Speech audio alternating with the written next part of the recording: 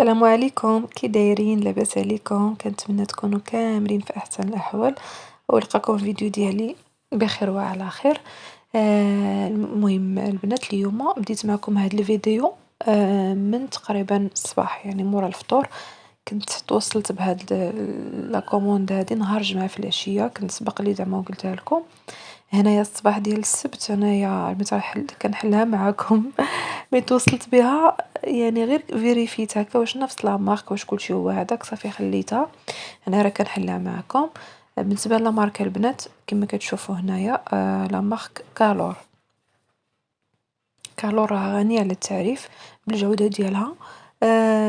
هنا كنوريكم 8 لتر. بالنسبه للحجم ديالها راه 8 ايطرو. و بالنسبه للواط البنات راه 1800 واط، 1800.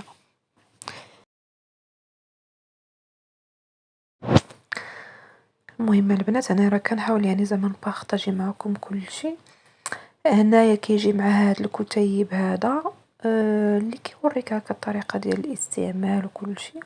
اصلا هي راه غادي تشوفوا معايا، يعني راه كل شيء موضح فيها، ما تحتاجيش كاع كل شيء، يعني كل شيء موضح، يعني سواء كنتي قارئ او لا ما قاريش، راه غادي الطريقه ديال الاستعمال ديالها راه باينه موضحه. ومع مع الممارسة، مع لا براتيك، راه كتعلمي هكا الحيال ديالها ولي تكنيك باش الطياب يجيك هو هذاك. شتو البنات، راه الحجم ديالها ما شاء الله راه كبير. هانتوما شتو، انا كنوريكم هكا بيدي، تقريبا راه تهز حتى لجوج دجاجات هكايا كبار. انا البنات في الاول كنت باغا ناخذ وحده غا صغيره، كيف ما كتعرفوا انا كاينه غا بوحدي انا وبنتي. المهم زعما كنت باغا ناخذ غير وحده صغيره. شكون فيكم اللي تيحماق على هاد القضيه؟ كنطرطق ديك البلاستيكه. كنت باغا ناخذ كما قلت لكم وحده صغيره هكا 5 ايطرو اولا. ملي جيت نشوف لقيت هكا بالنسبه للثمن ما كاينش فرق كبير، يعني ما بين 5 ايطرو و 8 ايطرو ما كاينش، تقريبا كتكون 100 درهم هكا، 150 درهم. صافي زدت كملت هكا وخديت وحده كبيره. صراحه ما ندمتش لان الكبيره تنفع. المهم البنات، هنايا غادي ندوز باش نشارك معكم هذا النهار جميع الوصفات اللي غتشوفوا معايا، يعني من الغدا، من التحليه، من كل شيء غادي يكونوا هكا في الاير فراير. كنجربها معكم كاول تجربه ليا، حتى انا راه زعما كنجرب فيها، حيت حتى انا راه اول مره يعني صورت لكم داك الشيء كما هو، ماشي خليتها يعني تجربت وعاودت، لا. هادشي اللي غادي تشوفوا معايا راه جربته معكم الاول مره. داكشي علاش مازال ما غادي نقدر نعطيكم زعما الراي ديالي فيها الصريح. المهم كما شفتوا معايا هنايا خديت صدر الدجاج، قطعته هكا قطع متوسطه شويه رقيقه. صافي هنايا بالنسبه لا ماريناد درت هنايا ملحه، بزار، زعتر، ثوم بودره، شويه ديال العصير ديال الحامض، وشويه ديال الزيت. كنظن هادشي اللي كاين. صافي هنايا غادي نخلط مزيان. المهم يا بنات، انا بالنسبه ليا هاد الطريفات ديال الدجاج بغيتهم يبقاو هكا بيضين. الا بغيتيهم زعما هكا يجيوك هكا صفرين، اولا كتزيدي تقدري تزيدي شويه ديال التحميره اولا شويه ديال الخرقوم البلدي. المهم كيبقى لك الاختيار. انا خليتهم على جنب وغادي ندوز هكا باش نوجد هكايا باش الخليط اللي غادي ندوز فيه الطريفات ديال الدجاج ديالي. درت انايا 2 بيضات، درت معهم واحد شويه ديال الحليب. صافي درت ملحه، ابزار، ثوم بودره، يعني نسمت هذاك البيض باش ما يجينيش هكا باسل. بالنسبه لا شابلي غا البنات، لا خلطت انايا انا 2 ديال الانواع. علاش؟ لان كانت بقات ليا شويه من الاخرى اللي كتكون منسمه. درت هنايا لا شابلي غا البيضه العاديه اللي كتكون هكا غليظه ماشي رقيقه.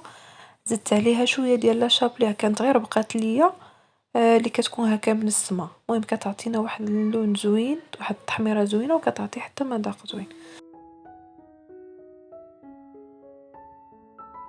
المهم صافي هنايا غادي ندوز هكا الطريفات ديال الدجاج في البيض والحليب، وغادي ندوزهم في شابلي. غادي نصاوب كلشي، عاد غادي ندوز باش نطيب كلشي دقه واحده. المهم البنات، هنايا بالنسبه للدجاج راه يستحسن انك زعما تخليه يبات في الثلاجه، اولا تخليه على الاقل واحد ساعه ولا ساعتين. انا لا، انا دغيا به فيه راه صاوبته شرملته درتو سور بلاص. المهم البنات هنا في الأول غادي نخلي بعدا داك الدجاج على جنب، وغادي ندوز باش نوجد معاكم يعني نجرب معاكم أول حاجة هما لي فخيت. بالنسبة لي فريتة البنات أنا خديت هنايا البطاطا قطعتها هكا شوية رقيقة، يعني ما تقطعوهاش طريفات غلط باش هكا تنجح معاكم. صافي غسلت البطاطا ديالي، استقطرتها غير واحد شوية، خليت فيها شوية ديال الماء، درتها مليحة، رشيت بداك بشوية ديال الزيت، تقريبا واحد المعلقة ديال الزيت كما شفتوا معايا. صافي هنايا درت انتما كما كتشوفوا راه اين فوا كتخدميها كتعطيك ديك هكا ديك التاكطيل، راه فيها كلشي، ديك اللائحة اللي كتكون هكا الفوق فيها كلشي. تضغطي يعني على البروغرام اللي انت باغا، انا هنا درت البروغرام ديالي فخيت ضغطت عليها مباشرة كتعطيني درجة الحرارة وكتعطيني الوقت، عطاتني هنايا 200 درجة وعطاتني مدة 15 دقيقة. ولكن البنات ما تغفلوش، ماشي زعما صافي تخليها وتمشي، لا. انا بقيت مراقبة هذا سيرتو اول مرة، وهذا راه بدا كيتحمر مع دزت واحد تقريبا واحد شنو نقول لكم واحد 5 دقائق. صافي البطاطا بدات كتحمر، تنخرج داك المجر هكا تنقلب ديك البطاطا ديالي باش يعني طيب ليا كامله. ضروري تقلبوا هكا الاكل ديالكم ملي كديروه في القلايه الهوائيه. صافي عاود رجعتها خليتها تقريبا زدت تقريبا واحد 5 دقائق. المهم انا خدت معايا تقريبا 20 دقيقه.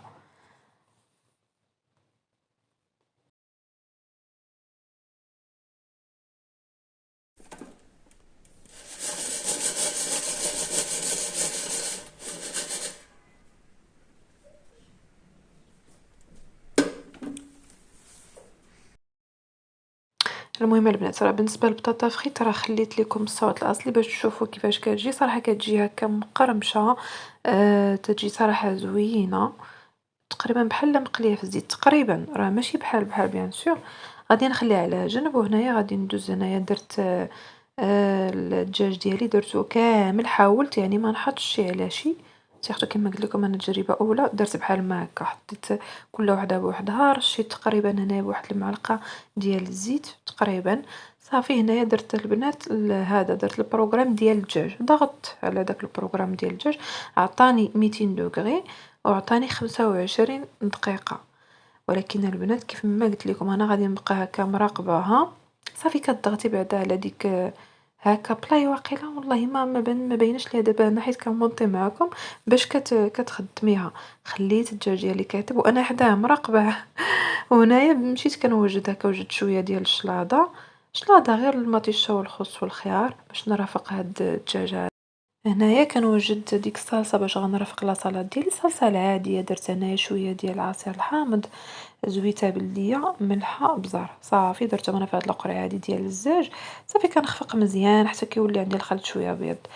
بالنسبه للدجاج البنات هاني هذا تنطلع عليه مره وباش يعني اختاريت انا هاد النوعيه هادي اللي فيها هكا البوله، حيت كاينين شي وحدين ما فيهمش. هادي اللي فيها يعني كتشوفي ما كتكونيش ما كضريش هكا اشاك فوا تخرجي داك المجر حتى كتبغي تقلبي هكا الاكل ديالك بحال كيما درت انا دابا. راه في الاول شعلت غير ديك البوله بان ليا بدا كيتحمر، خليته مازال شويه، عاد خرجت يعني داك المجر، قلبت عاوتاني دوك الطريفات ديال الدجاج، رشيتهم بشويه ديال الزيت كيبقى اختياري، انا بغيتهم يجوني محمرين اكثر، رشيت بشويه ديال الزيت. صافي ورجعت عاوتاني المجر ديالي. هانتوما تقريبا راه بقات ليا 12 دقيقه من ديك 25. هانتوما رجعت صافي هنا تقريبا راه الدجاج ديالي موجود طاب. 25 دقيقه نقسم منها 12 دقيقه، والله ما عرفت شحال هذيك ديال الوقت اللي خدا ليا، ماشي بزاف، ما خداش ليا بزاف ديال الوقت. علاش؟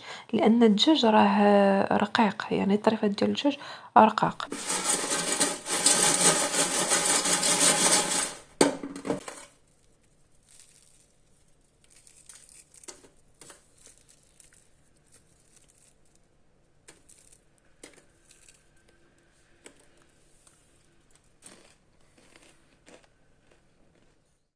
المهم البنات بالنسبه للدجاج انا خديت لكم الصوت الاصلي باش يعني تشوفوا تسمعوا ديك التقرميشه وكيفاش كيجي هكا مقرمل. صراحه تيجي هكا مقرمل محمر طايب، هاني وريتكم زعما كيفاش كيجي، راه كيجي طايب ودقت معكم حتى شويه باش تسمعوا هكا القرمشه. هو صراحة تيجي زوين، ولكن دائما تنعاود نقول ماشي بحال يعني الا كان مقلي في الزيت. شتي اللي كتقلب عليك البنه ديال القليان ديال الزيت راه ما غاديش تلقاها في الاير فراير بيان سور. سينو زعما راه كطيب مزيان، كتقرمل، كتحمر. كيكون هكا خرجوا ليا هكا طريفات ديال الدجاجه كناشفين من الزيت، ما فيهم والو قطره ديال الزيت.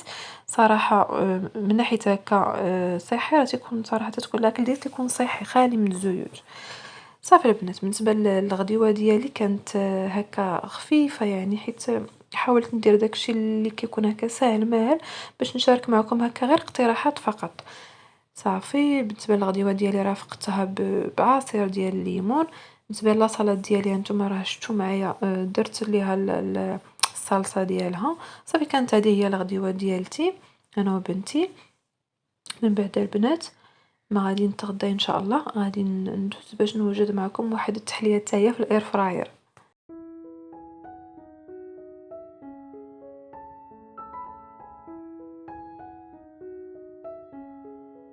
المهم البنات، انا من بعد ما تغديت بعدا كنوريكم راه وليت حطيتها في هاد البلاصه هادي.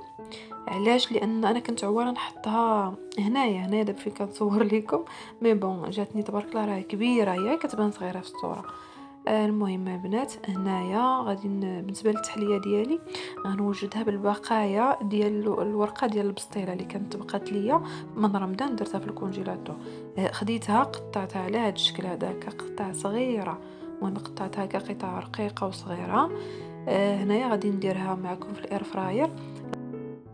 وهنا كما كتشوفوا راه خليت لها هذيك الشبيكه ديالها، حيت كديريها وكتزوليها على حسب انتي شنو باغا ديري. صافي هنا من بعد ما درت دوك يعني ديك الورقه ديال البسطيله هكا مقطعه، حاولت يعني نوزعها بواحد الشكل اللي هو متساوي، وما درت ليها لا زيت لا حتى شي حاجه. كما كتعرفوا الورقه البسطيله اصلا كتكون مزيته. المهم انا قلت مع راسي نخليها هكاك ونشوف. صافي المهم البنات، بالنسبه للبروغرام اللي درت ليها، درت انا درت البروغرام ديال لي فخيت، حيت هما اللي قرابين للطياب ديال الورقه ديال البسطيله. المهم كدير البروغرام اللي قريب لداك الاكل اللي بغيتي ديريه. عطاني 200 درجه، عطاني 15 دقيقه. صافي شعلت عليها. هانتوما البنات راه بالنسبه لهاد الورقه راه دغيا تصوروا جاب الله، انا كنت مازال حداها.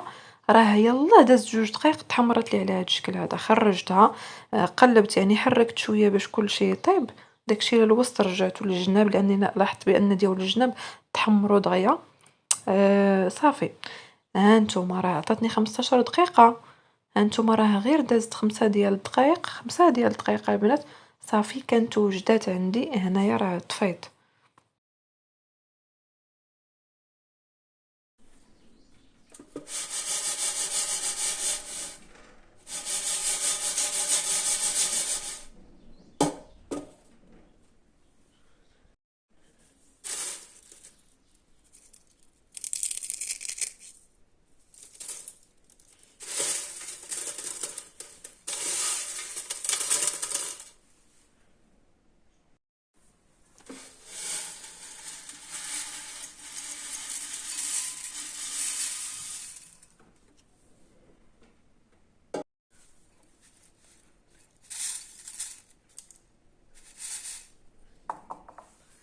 المهم البنات راه خليت لكم سمعتوا، صراحه عجباتني النتيجه. بالنسبه للورقه ديال البسطيله عجباتني النتيجه ديالها بزاف، جات محمره حتى داك التحمار ديالها زوين، مقرمله مقرمشه.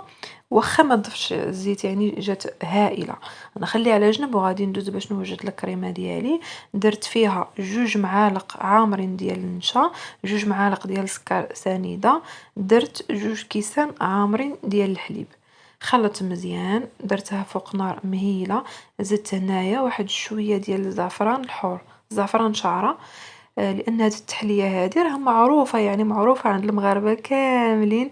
اللي هي جوهره كنوجدوها هكا بحجم عائلي. انا هنايا جاتني فكره باش نوجدها هكا في ليفيغين، وبهذه الطريقه هذه باش حتى كنستغلوا ديك الورقه ديال البسطيله اللي كتشيط لينا ما كنضيعوهاش. المهم البنات كما شفتوا معايا الكريمه من بعد ما قادت ليا، انا نسمتها هنايا بالكراميل.